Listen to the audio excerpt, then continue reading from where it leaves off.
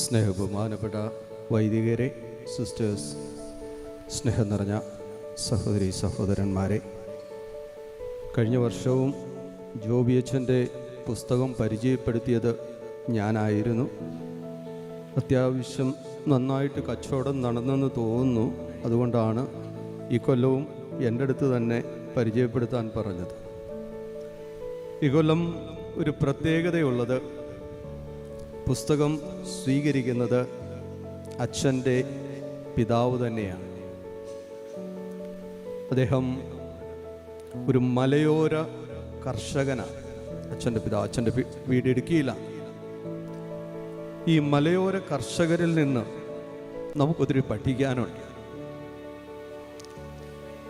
നമുക്കറിയാവുന്നതുപോലെ നമ്മുടെ കർഷകർ കൃഷി ചെയ്യുന്നത് ചേമ്പ്, ചേന, അതുപോലെ കാച്ചിൽ, കപ്പ തുടങ്ങിയ സാധനങ്ങളാണ്. വിളവെടുത്ത് കഴിയുമ്പോൾ കാണാനൊരു ചന്തമൊക്കെ ഉണ്ട്, അത്യാവശ്യം വലിപ്പമുണ്ട്. പക്ഷെ ഇത് ചന്തയിൽ കൊണ്ടുപോയി വിൽക്കണമെങ്കിൽ തലച്ചമ്മടായിട്ട് കൊണ്ടുപോകണം, അല്ലേ ഓട്ടോ പിടിച്ച് കൊണ്ടുപോകണം, കഷ്ടപ്പാടാണ്. എന്നാൽ ഈ മലയോര കർഷകർ അവിടെ കൃഷി ചെയ്യുന്ന എന്താണ്? ഏലം, ഗ്രാമ്പു, കുരുമുളക് മുതലായ ചെറിയ ചെറിയ സാധനങ്ങൾ. രാവിലെ ഉണക്കാനിട്ട് വൈകിട്ടൊരു സഞ്ചിയിലെടുത്ത് അത് തോളയിലിട്ട് മാർക്കറ്റിൽ കൊണ്ടുപോയി വിറ്റിട്ട് അതേ സഞ്ചിയിൽ അരിയും പേടിച്ച് വീട്ടിൽ പോകാം. നല്ല വിലയും കിട്ടും, നമുക്കന്ന് വിലയുമില്ല. ഞാനിത് പറഞ്ഞത് എന്തിനാണെന്ന് വെച്ചാൽ, ഒരു മലയോര കർഷകൻ്റെ പാരമ്പര്യമുള്ള ജോബിയച്ചൻ ഇപ്രാവശ്യം എഴുതിയേക്കുന്ന ബുക്കും ഇതുപോലെയാണ്.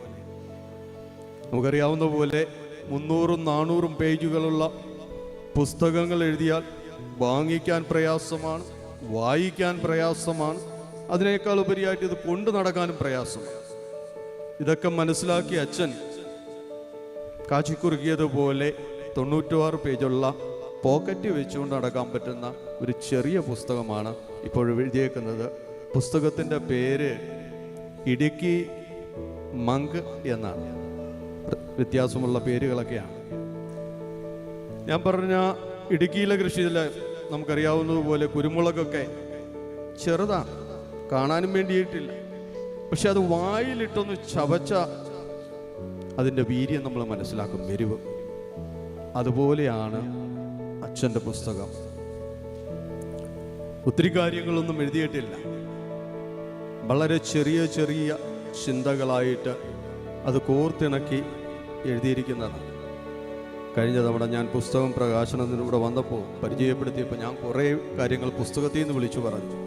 അത് കഴിഞ്ഞപ്പോൾ ജിജോച്ചൻ തന്നെ വഴക്ക് പറഞ്ഞ് ഇനി ആരെങ്കിലും പുസ്തകം പേടിക്കുമോ, ഉള്ളതെല്ലാം ഇങ്ങേര് തന്നെ പറഞ്ഞല്ലോ, അതുകൊണ്ട് ഞാൻ പുസ്തകത്തിൽ നിന്നും കാര്യമായിട്ടൊന്നും പറയുന്നില്ല. എങ്കിലും ആ പുസ്തകത്തിൻ്റെ പുറംചട്ട നിങ്ങൾ കാണുമ്പോൾ വളരെ മനോഹരമാണ്. അതിൽ അക്കരയ്ക്ക് പോകാനായിട്ട് വള്ളം കാത്തു നിൽക്കുന്ന ഒരു സന്യാസിയുടെ ചിത്രമാണ് കൊടുത്തിരിക്കുന്നത്.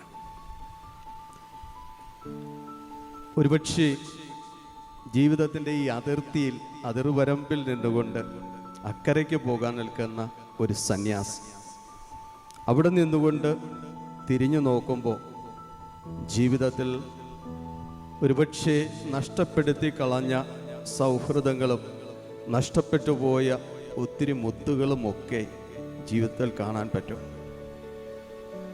എഡ്ജ് ഓഫ് ലൈഫ് എന്ന് പറയുന്ന ഒരു പ്രയോഗമുണ്ട് ഇംഗ്ലീഷിൽ. കുറച്ചൊക്കെ വെല്ലുവിളികൾ ഏറ്റെടുത്തിട്ട് സാഹസികതയോടുകൂടി അർത്ഥപൂർണമായിട്ട് ജീവിക്കുന്നതിൻ്റെ പറയുന്ന പേരാ എഡ്ജ് ഓഫ് ലൈഫ്. അതുതന്നെയാണ് ഇവിടെയും നമ്മൾ കാണുന്നത്. എഡ്ജ് ഓഫ് ലൈഫിൽ ഒരു സന്യാസി നിൽക്കുന്നു. തീർച്ചയായിട്ടും അച്ഛൻ്റെ പുസ്തകത്തിലെ വരികൾ തിരിഞ്ഞു നോട്ടത്തിനുള്ള വരികളാണ്. അത് വായിക്കുന്നവർക്ക് ജീവിതം കുറച്ചുകൂടി വെല്ലുവിളി ഉള്ളതാകും, കുറച്ചുകൂടി ആഴങ്ങളിലേക്ക് പോകാനായിട്ട് പ്രേരിപ്പിക്കും, അർത്ഥപൂർണമായിട്ട് ജീവിക്കാൻ ഉപകരിക്കുകയും ചെയ്യും. ജോബിയച്ചന് എല്ലാവിധ ആശംസകളും നേരുന്നു. എല്ലാവരും വാങ്ങിക്കണം. 60 രൂപയേ ഉള്ളൂ. 1 കിലോ ഏത്തയ്ക്കയുടെ വിലയേ ഉള്ളൂ. എല്ലാവരും വാങ്ങിക്കണം, വായിക്കണം. ഒരിക്കൽ കൂടി എല്ലാ അഭിനന്ദനങ്ങളും നേരുന്നു. നന്ദി.